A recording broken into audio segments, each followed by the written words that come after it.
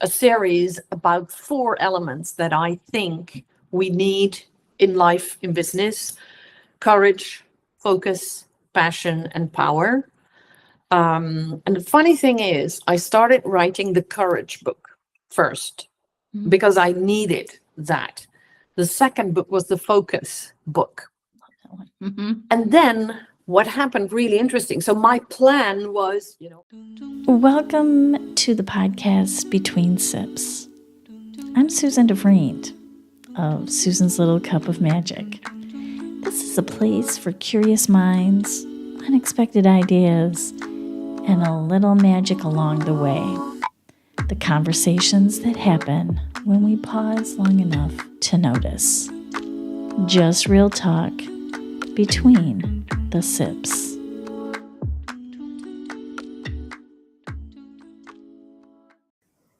Today's author interview is with Nicoline Huizinga. She is a certified business mentor, human design coach, international speaker, and author of the books Design for Success, Aligned Energy, and Flick the Fuck It Switch. She helps coaches, therapists, and healers use human design to attract aligned clients, earn more money, and grow a business they love without burnout or fake marketing. Her clients get to unlock their full potential in order to make an impact in the world. With her 25 plus years experience as a coach, her creative mind and strong intuition, Nicoline always has an answer to any question that a professional may have. Nicoline splits her time between the Netherlands and a small coastal town in Spain. When she's not working with clients, writing a book, or speaking on a stage, Nicoline loves reading, cold water swimming, and an occasional James Bond movie as a guilty pleasure. Apart from her native tongue of Dutch, Nicoline is fluent in English, German, and French, and studies Spanish. Well, welcome, Nicoline. I am so excited to have this talk interview with you today about your amazing book, Design for Success. Yeah, thank you so much for having me, Susan. I'm so excited to talk about it. Oh, I've been diving in for the last couple of weeks. You gave me an advance copy. Thank you so much. And there's so many things I want to talk about, but I don't want to go into part 2 and 3 and 4. I'd love to give our audiences an idea of what is so special about this book. And in my way, I like to talk with you because we've had interviews before, but I do have a few questions for myself. But yeah. I want to say, just before we do all the question and answering thing, what I loved about this book a lot on my side of things was how easy it was to understand and see how it works in my own life, my own business.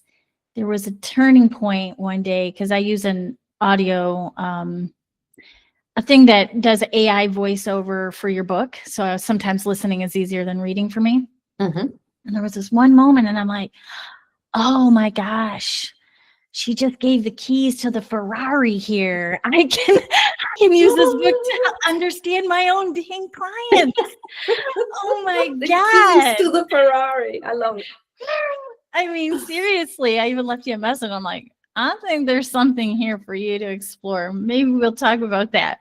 But, you know, we always go into any of these kind of self-help work or development kind of work for ourselves. It's a self, you know. And I was like, oh, shoot, I don't have my profile. I don't have my body graph handy. So anybody reading this book, get your body graph at Nicoline.com. She makes it easy and free. Yeah, because you're going to need it. You know, it's good to know this. But that there is a lot to say about human design. We know that it's been out there. I've been following it since 2016, like with the original text. And even that kind of left a few things, you know, you're like, oh, I want to know more. Yeah. And so I want to say that human design, there is a lot to know. Yes. But your book was so easy to understand these complex things and to understand why you need these things. You don't have to own them or hold on to them, because actually you already know this about yourself, right? Yeah. Yeah, that's it. I'm not telling you anything new. And that's what I tell my clients all the time too. Like, I'm not telling you anything new. You already know this. The only thing is you have forgotten about it. Right. And what I'm here to do is to remind you of that uniqueness that you have, and to start using that again, because you have used it in the past as a child. Yeah. But for some reason we learn new stuff, and that's the hardest thing to do. We have to unlearn all those things that are no longer serving us, but they are not us, who we really are to the core. So yeah, it's not learning anything new, it's remembering what you're all about. And that's a key thing also in the work that I do with people. It's not just, oh, I'm this or that, I'm ADHD. We have lots of labels. And I feel like labels and learning, in this case, generator 5-2 over here, it's a doorway in understanding myself deeper. Yeah. Not to over-identify with it, but to understand where I might have, why I'm frustrated, because that's my line. And I just wrote a post yesterday. It's so funny. I'm going through the book and I'm thinking about it. I'm like, oh my gosh, I'm following my design based on the things you said. Yeah. Like, I was getting frustrated. Things weren't lighting me up. These are some of my specifics, which we'll get into through this conversation. But you know it. And these are validation points. And another key thing I wanted to say to you, you do it in such a beautiful way, Nicoline. You're not, I mean, I'm going to paraphrase it in my own way, but throughout the book, you're telling your own story through your design. Yep. And how you were running your business this way, because everybody told you this is the way. And then you learned your human design and you started to make those changes. Yeah. But what I like that you do is, and you just said it, it's a reminder, but there's no shame. It's basically an unlearning of what everybody kept telling us to do. So that's beautiful.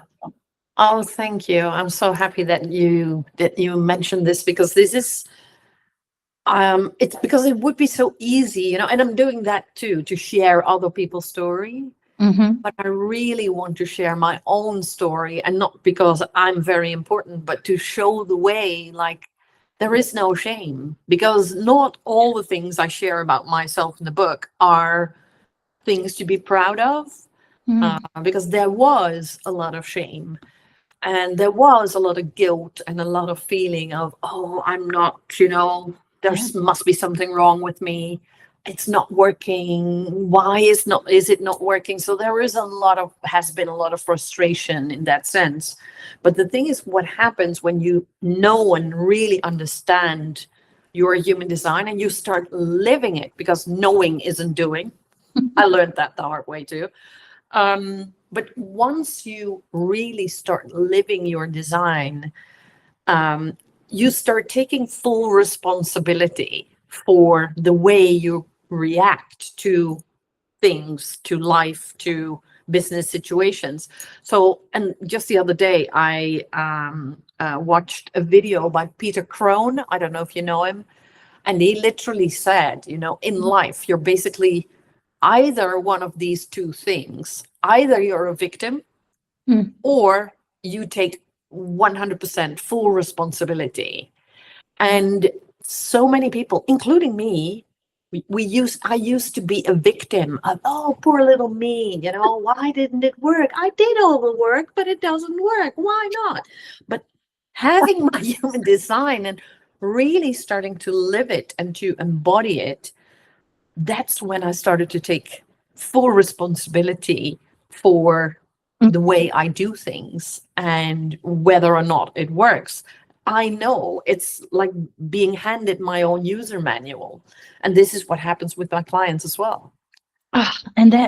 So there's so many things I want to say. But I know we're already into it, but I just, I will put a definition of what human design is, because there's just so many juicy things I want to talk about with you.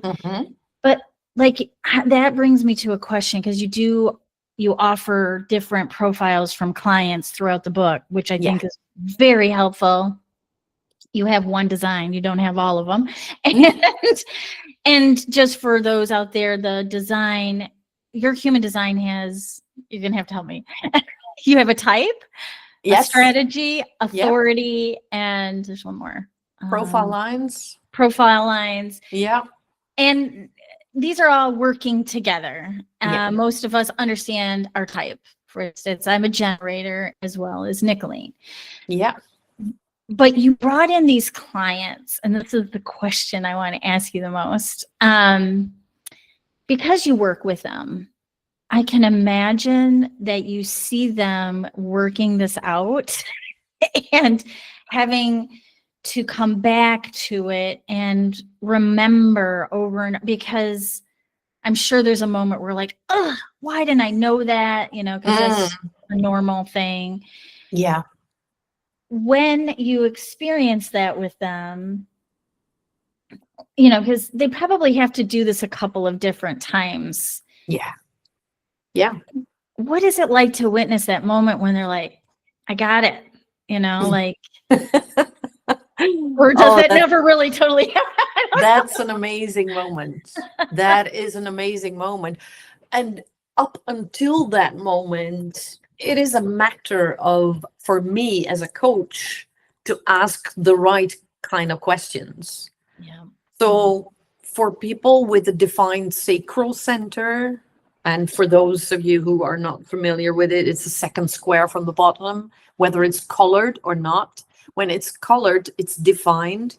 And when you have that, so that's for generators and manifesting generators, asking yes and no questions will help you to really get into alignment. Like, so when people are doing something, and I witness that, and I just know it's not the right way forward for them. All I have to ask are the right yes or no questions. And the right yes or no questions are like, they come intuitively to me, but it's also, most of all, the number one question is, does it light you up? Yeah. Well, yeah. And if it doesn't, and then people, it happened, you know, a few weeks ago, I did a training for a group of people, and there was a lady in the audience, a generator, and I was talking about, you know, following the enthusiasm as a generator and a manifesting generator. And she was like, but I'm hardly enthusiastic about anything in my life at the moment. Whoa, that's heavy. That's heavy.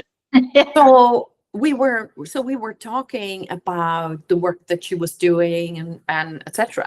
And at some point she was talking about what she did. And I literally cut her short and I said, does it light you up? And she was like, no, actually, no, it doesn't light me up. And at the end of the training, you know, I'd always do a little feedback round, like, what is your takeaway of the day?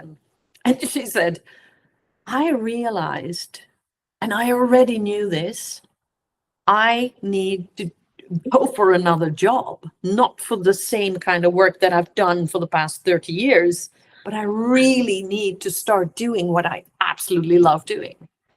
And that was a big moment. I was like, yes, this is good.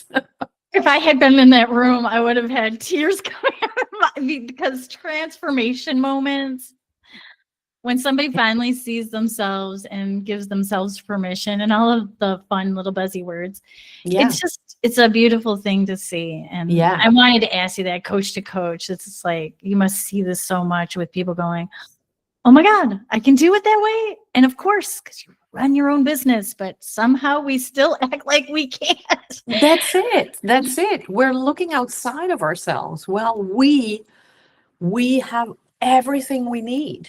But for some reason, we've been told, or we assume, or we think like, no, what I know is not enough. I need to look for stuff outside of me. Like, no, don't do that. You said something about that, about yourself. And I know you say that a lot in your workshops and things. And I recognize that in myself too, for different reasons. I have 6 or 7 open centers, which just means I take up a lot of ideas and things run through my body. And you were talking about that, and I was like, this sounds like me so much. Yeah.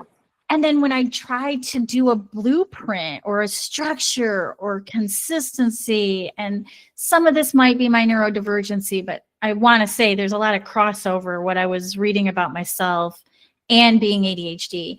It's all relative. I need inspiration and to be lit up.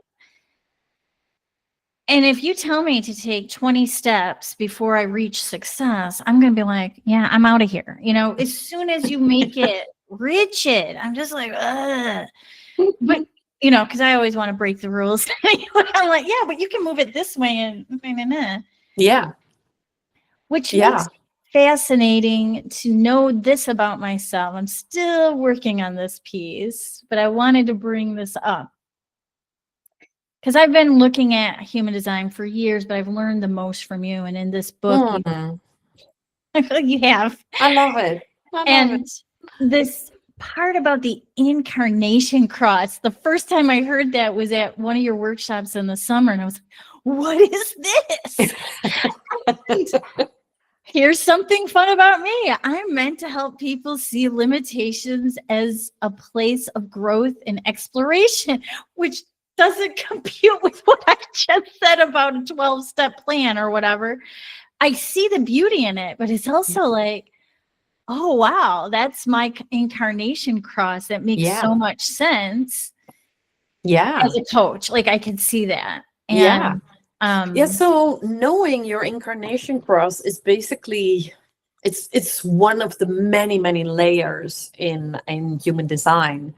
And knowing your incarnation cross is basically knowing, like, what are you here to do? Yeah, the purpose. And it's your purpose. It's also what you have to learn yourself. But by learning it and teaching it, you really help others do it. But it's the one thing that we are so reluctant to face, because we feel like, no, you know, there's resistance. And this is, I know many people have said this about, you know, stepping into your greatness. We are so reluctant to step into it because we feel like, oh, but then it comes with an obligation to be successful or whatever. Or it's like, no, but I could never do that, blah, blah, blah, you know, all the BS stories that we tell ourselves. But our incarnation cross is something that you already do. So I have a right angle cross of planning. And the right angle cross of planning for me is I can create structure when there is chaos. And I know human design is not chaos in itself, but for many people it can be like too much and too overwhelming. My talent, and I know this, I have known this all my life, is, okay, let's take it step by step. So I would be fine with 20 steps, by the way. I know. But that is my talent, to bring structure, like, okay, this is what we're going to do first. This is what we're going to do second and third and blah, blah, blah. And so I'm taking people through the process. But that is part of my incarnation cross. I never knew this. Like, because I thought, and this is the thing with talents, we think anyone can do what we do because it's so natural for us. It's so, and perhaps it doesn't come easy, but for us, it's like, yeah, but this is what we do, and this is what you do, and it's not that hard. But whenever people think that, they have addressed their talent. And I always thought, like, you know, my ability to bring structure and to create a step-by-step approach, I always thought, like, yeah, but anyone can do this. No. But that's not true. That's not true. Now I know my right angle crosser planning is helping me to do that. So I bring structure, I bring clarity, I help people to plan and not to expect like overnight success. Because, I've been an entrepreneur for the past 15 years Yeah. and it hasn't always been great. I can tell you that. So it's a matter of the long run and the willingness to try and to experiment, because many of us, including me, we want to learn, we want to try new things, but we don't want to be seen trying. We don't want to be seen experimenting. Now that I know that element about my human design, so I'm a profile line 3, and the 3 is all about testing, trying, experimenting. Now I include people in my experiments. So I'm literally telling them, I'm trying this. I'm trying this. I don't know if it works. Let's see. And if it does, great. If it doesn't, okay, move on. I love that about you, because that excites me when I see it. It inspires me. For instance, one of Nicoline's wonderful experiments, there's been a few I've been involved in. One I didn't get involved in, but I was offered. Just timing was wrong. Was the retreat idea. Yeah. And before that, and I think you still run these somewhat. I don't know. Yeah. Not putting things out there, but I saw it on your website. The kitchen table intensives. Yeah. It's like just a few people, and you're working out stuff for your business, and you're getting the full day with Nicoline. I loved it. I learned so much, of course. And then the retreat, just the way you designed your retreat. Oh, that for me was like, you can do it the way you want. Wow. Yeah. And that's the thing about showing up when it's the messy middle. That's part of your thing, is helping people do the messy middle. And it's actually similar to what my post was about yesterday was, hey, I started an idea, but I don't have the capacity right now to do it, but it still excites me. All of these buzzy words that I'm learning from the book. Yeah, and that's great. Checking in with your energy, especially after burnout and illness and all this stuff, is really important. But it's also important because you might be doing things in a different way, like we're talking about, or you think it has to be a certain way. And that's this experiment of running your retreat, the kitchen table. I mean, you're following your design. Yeah, I am. Including the book. Yeah. So, can you tell us a little bit about when you started this book and why? Because I think that is, it starts already with one of my previous books. So I have a book series called Flick the Effort Switch, which is a series about 4 elements that I think we need in life, in business: courage, focus, passion, and power. And the funny thing is, I started writing the courage book first because I needed that. The second book was the focus book. And then what happened really interesting. So my plan was, I'm a structure queen. So I was like, so the next book is going to be the passion book. But nothing really happened around the book. I interviewed people. I was like, no, this is not. So it didn't light me up. And I was like, I'm not going to write that one. And then another book came along. I was like, I need to write this book first. And that was Aligned Energy. I published that one last year.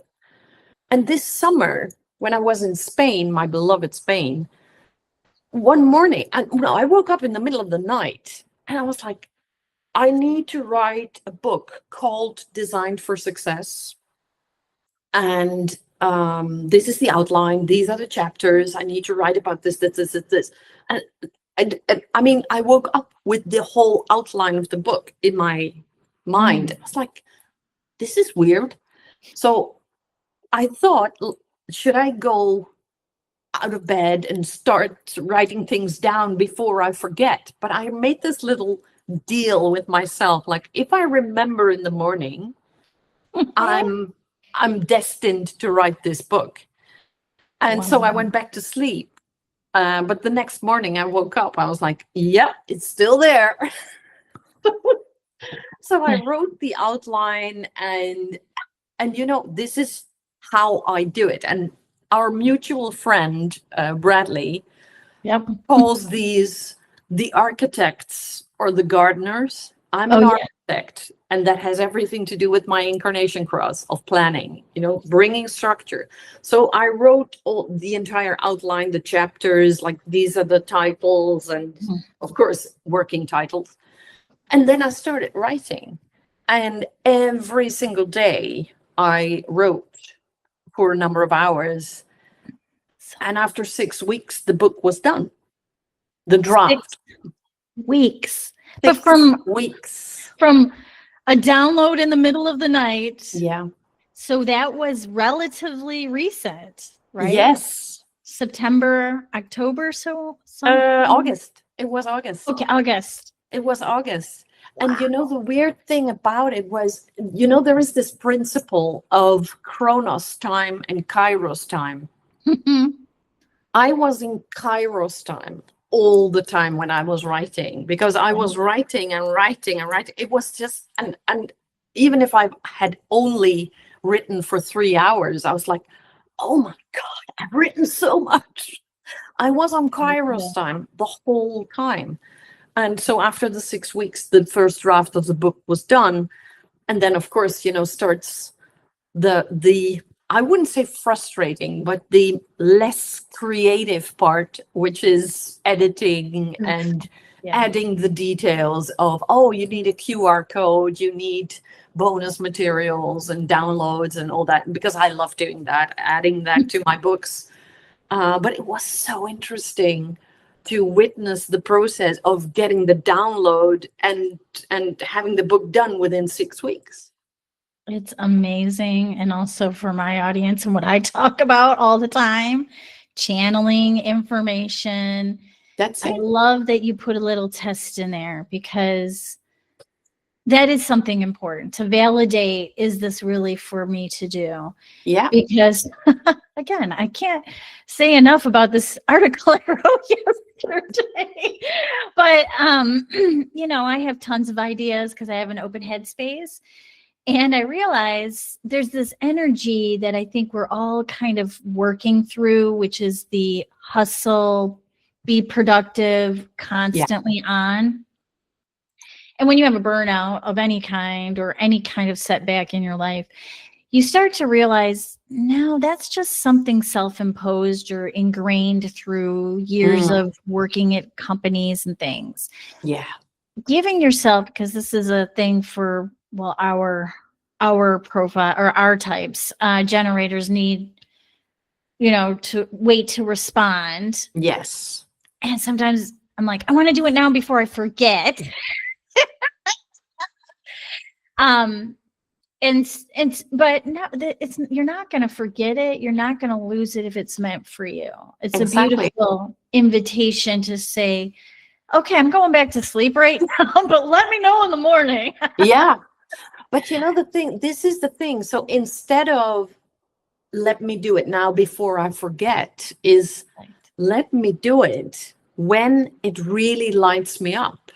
And this is the thing that was my test. Like, does it really light me up? And when I wake up in the morning, does the idea still light me up? And every single day when I was writing, I asked myself the question, am I still enthusiastic and passionate about writing this book?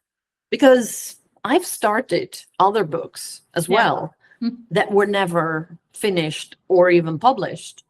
But this one is like, am I still passionate about the topic? Am I still enthusiastic? Does it light me up? And could I see myself on a stage talking about this and sharing about this Or is it, something like, yeah, it's interesting. But if I was like, no, I want to talk about this. Oh, I think that's so important to say because as you know, I have a few books kind of lingering over me, written them, and sometimes it's just the act of getting it out on paper sometimes, but this one's like, not, there's two of them that are like, come on, Susan. But, we have, everybody feels like they have to have an ebook. Everybody feels like they have to have a freebie and all these things. Yeah. And what you just said was so important. It's like, well, can you keep talking about it? Is it something that you want to share with people? Often I like to tell my personal story that's also in my design. Also, Nicoline gives these great readings, personal, and I found mine and I was like, oh yeah, this. So check her out. Anyway, shameless plug. But one thing in there was, and I lost my train of thought. About stories. Yeah, stories. I teach through my own personal story. That's it. I've always had I still do, because I'm like, well, I got to make it more. This is a little bit training of being, from my childhood. Don't always make it about you. Mm-hmm. Any other neurodivergent will tell you that's how we relate. Neurodivergents relate often, and most people do. I'll tell you my story. Oh, that reminds me of my story. This isn't about hogging space. It's connection. And I only know it that way. Like, I definitely can tell other people's stories that are inspiring too. It's not just about me. But when I'm offering my story, what I'm saying is, you too? Yeah, that's it. Yeah. Yeah. And I do battle with that a little bit, but I read that in my lovely, what do you call that? It's not, you do profile document. It's a profile document. Yes. I do want to say something about that because Nicoline, you did an amazing job of putting that together for me and time stamping a particular moment I'm going through. And it was all through it. So this way might be better for you right now at this season in your life. Yeah. So, it's just, I'm very grateful to you. I found that and I was like, oh yeah, I am on the right path. It's a reminder to me after being burned out and going through grief and everything. There's this, when do I come back out? Yeah. Yes.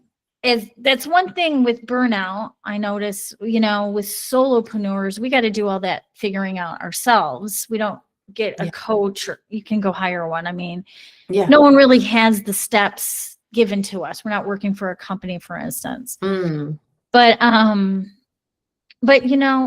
it comes back to your energy and knowing and understanding.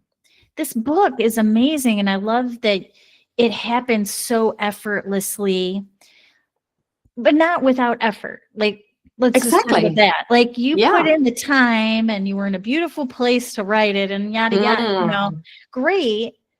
And maybe that's why you were in a space for receiving. Yes, absolutely. Yeah. And it reminded me a lot of William Whitecloud, who is, has been one of my teachers on this journey. And he always says, there is nothing to do, but always action to take. This is exactly what I did. So I took action on the thing that really lit me up. And that's why we have this little thing called a book at the moment. Well, I love that he says that because, again, in my post, I'm like, sometimes action is not what you need to take when you're out. These things are all invisible, and you have to learn how to read it. And I think a good start point is understanding your human design and, because it will get compacted by life experiences or, transitions through life. But, action. There's always actions to take. Yeah. I want to kind of ask you about the aligned energy, because I was curious about. I haven't gotten that book yet. But I was curious, what are the differences? Is that also talking about a lot with human design as well? Yes. Yeah, so the aligned energy is more or less explaining the elements of human design. And one part of the book is the explanation about human design, and the other part is a journal. Oh, So you keep track of your energy and you know what to look for in your energy type, your strategy, your authority, and your profile lines. So it doesn't go any deeper than that. Mm. But we know it's already a lot, and especially when you're new to human design, it's already a lot to handle these elements. And so many people get so technical on human design, like, oh yeah, my gate 24 and my profile line 5, and all these combinations. Yeah, it's my design Uranus that is happening.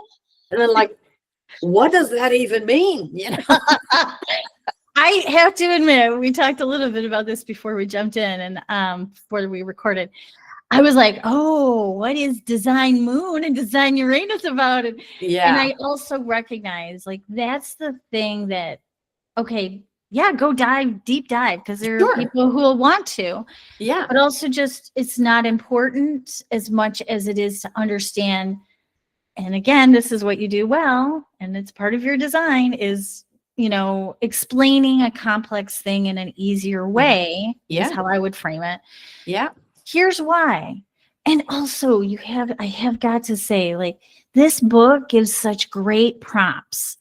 So I love that Aligned Energy has a journal, and that might be a good start point. If you're a business owner, this book might be a little more for you. The design book, is that fair to say? Like, one definitely more for business than the other? Yeah. Because there's like, okay, and I'm reading the whole thing and I'm like, okay, I want to come back to that, like, reflect on, or where are you having shoulds, which is something I, always look out for. Yeah.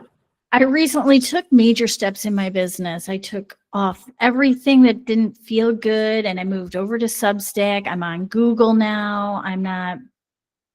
My energy was too low to run 50 million things. Yeah. These are the small ways you can see, okay, even though the mentor I hired 5 years ago told me to do it this way, open head center. Yeah. It's still in my body that I should do this thing.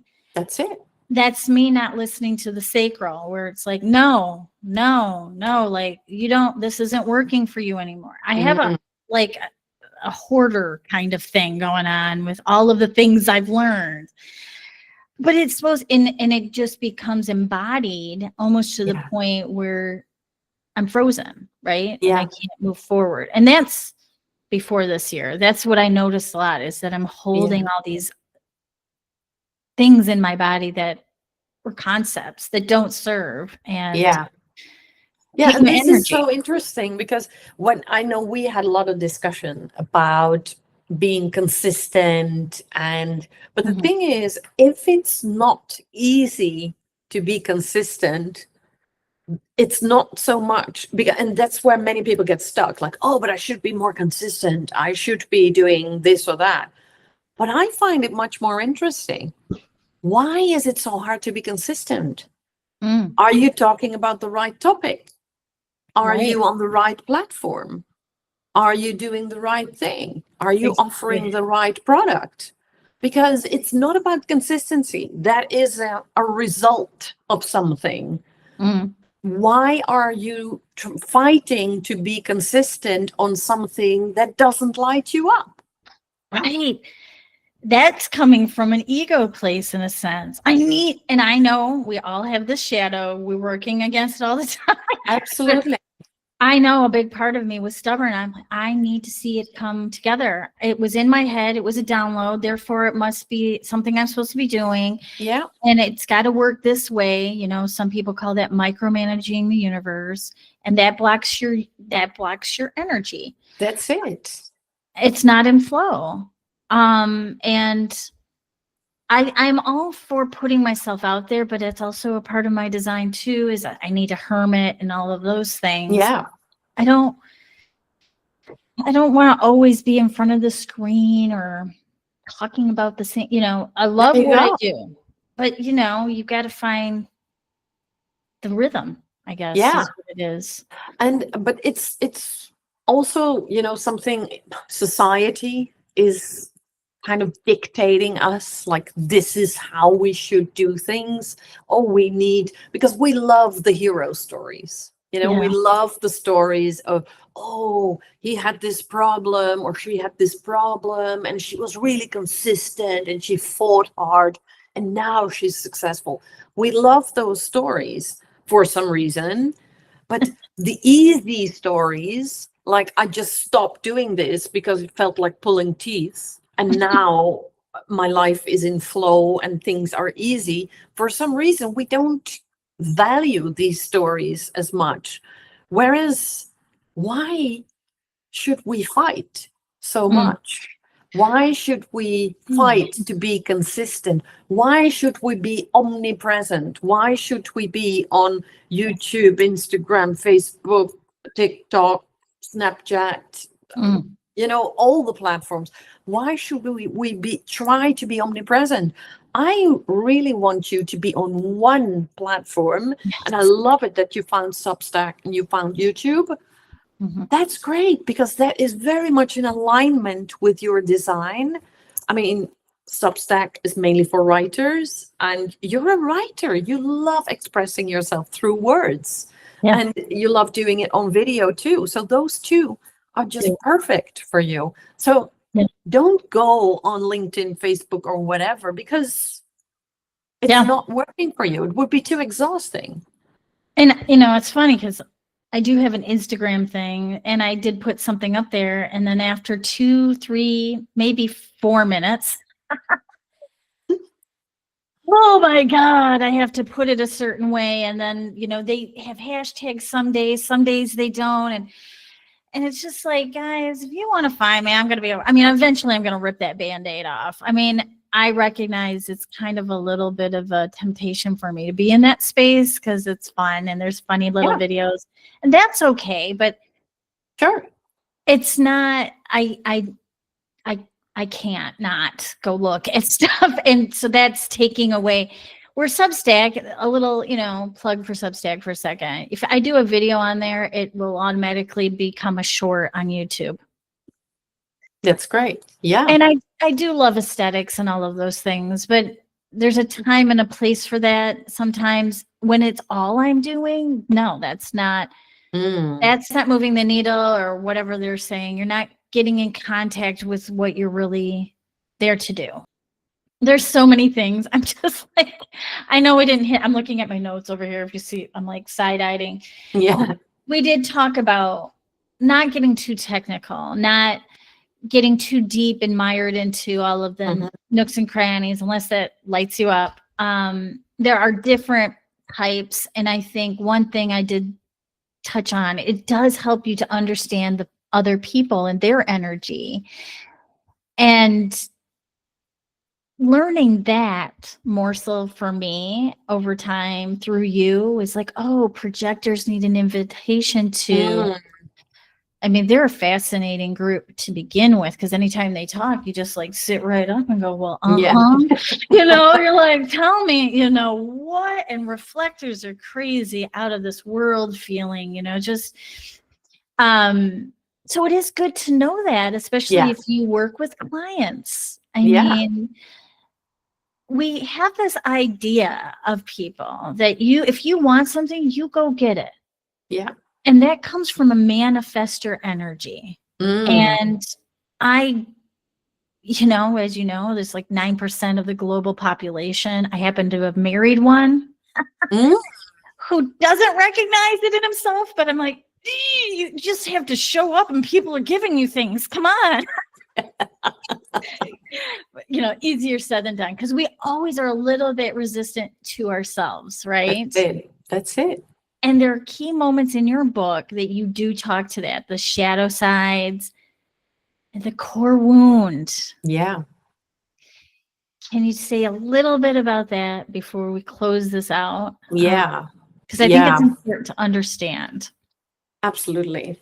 So I think the core wound in all of us, we get born with a core wound. And you can find it in your design under the design Mars. And the design side of your human design is basically your personality that gets formed 88 days before you were born.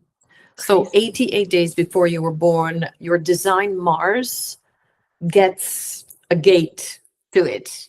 And that gate represents your core wound. It also has a line to it. So it's a gate and a line, not getting too technical, but knowing and understanding your design Mars is really helpful. So for me, my design Mars is the gate of limitation. So it is all about feeling limited. And in my case, what I see, my limitations were being brought up in a very religious family. So religion was a very strict limitation for me as a woman, as a young girl, but also as a business owner, but also in my whole family system, being the youngest daughter of my parents. So the limitation, and I can see that as a recurring theme all the time. So looking at the limitation right now for me is I'm here in the Netherlands. I would love to be in Spain more often, but I also have my family here, and my son, and my husband, who cannot move to Spain and who do not want to move to Spain. So my limitation is like a first world problem of, where am I going to be, in the Netherlands or in Spain? But it is a limitation. I could potentially see it as a limitation, like, but I want to be in this beautiful sunny environment, because then my energy flows, blah blah blah. But now I'm aware of the fact that the limitation is my core wound. So whenever something of a limitation occurs, I'm like, wait a minute, this is my core wound. It is no limitation, but I could experience it. If I wasn't aware of it, I could experience it as such. So this is my personal example, but knowing and understanding your core wound through your design Mars, that is so helpful because it shows where you're stuck. It shows where you are not in flow, where you are not in alignment. And once you know and understand, you become aware of it. And it's not like, and then magically it disappears. That's not the case. It's never the case because it won't change. Yeah. It's not like your human design will change if only you work hard enough. That's good. That's not the case. But once you know and understand and you start living with it and start playing with it, and then you're like, wait a minute, there was the limitation again. But this time I was aware of it and I learned how to play with it.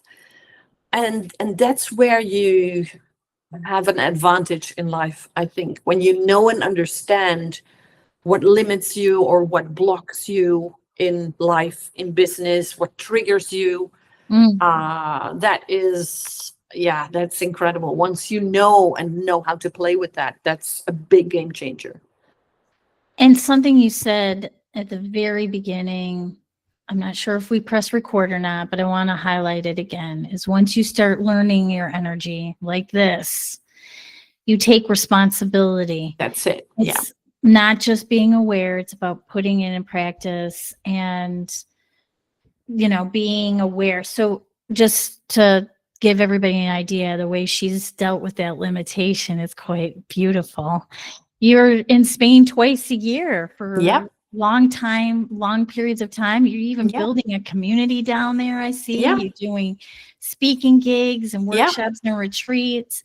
So that's how she worked through that. And I think that's a great way to look at your whole book in that space of, you're going to see both the good and the bad. It's not bad, but the shadow, light, the shadow, the light, the shadow. See how to work with it in your business. If this doesn't light you up, drop it like it's hot. Yeah. Just move on. I love talking to people. This is one space I'm good in. Do more of this, Yeah, that's And it. And in that book, you also give ideas based on all of these beautiful parts of us under generators, manifest, right?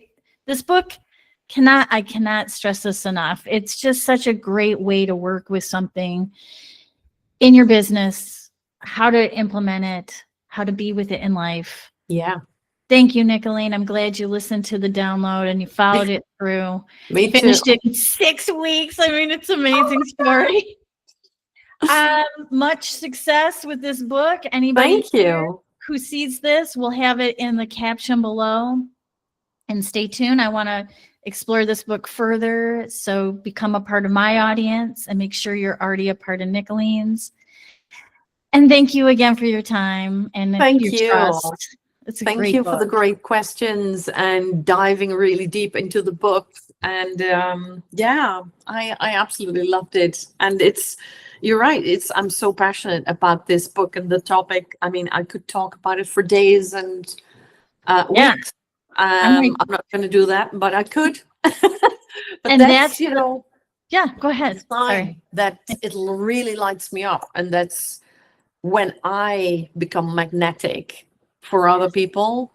And that's where my message lands the best. And that's the same for you. You do what lights you up, interviewing authors and highlighting great books that others could benefit from.